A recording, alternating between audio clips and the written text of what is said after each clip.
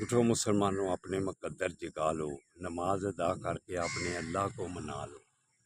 کھول کے دیکھ چشم دل، آتا ہے لطف کیا نماز میں، ہر طرف آتا ہے نظر نور خدا نماز میں۔ دوستو برخوردارو، آج عید میلاد النبی کا ہی پہلا دن ہے، تو اٹھو، اٹھ کر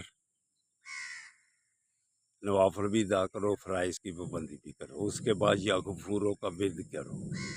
یا غفوروں کا ورد کرو گے اللہ بخش دے گا۔ اگر سب سے بڑی صفت اللہ کی یا غفورو ہے۔ اٹھو، اٹھ کر اللہ کا ذکر کرو، قرآن پاک کی تلاوت کرو۔ اس کے بعد درود و سلام کی اس مہینے میں ضرور کثرت کرو۔ جو درود و سلام کی کثرت کرے گا اللہ تعالیٰ آقا صلی اللہ علیہ وآلہ وسلم کا قرب نصیب فرمائے گا۔ تو قرآن پاک میں اللہ تعالیٰ کیا ارشاد فرماتا ہے، ان الذین آمنوا صلوا علیہ وسلموا تسلیما،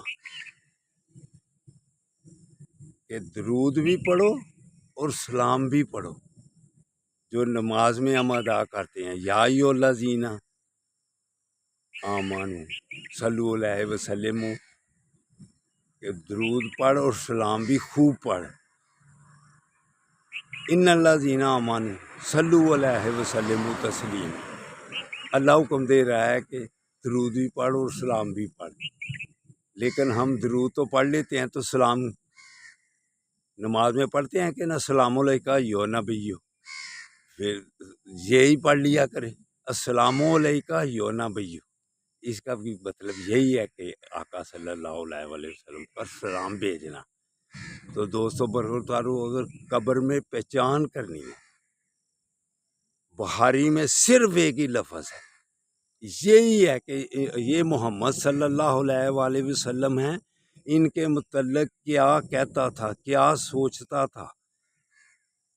یہ من ربوں کا، من دینوں کا، یہ دوسری کتابوں میں ہے، بخاری میں صرف یہی ہے کہ یہ محمد صلی اللہ علیہ وآلہ وسلم ہیں، ان کے متعلق کیا سوچتا تھا اور کیا کہتا تھا۔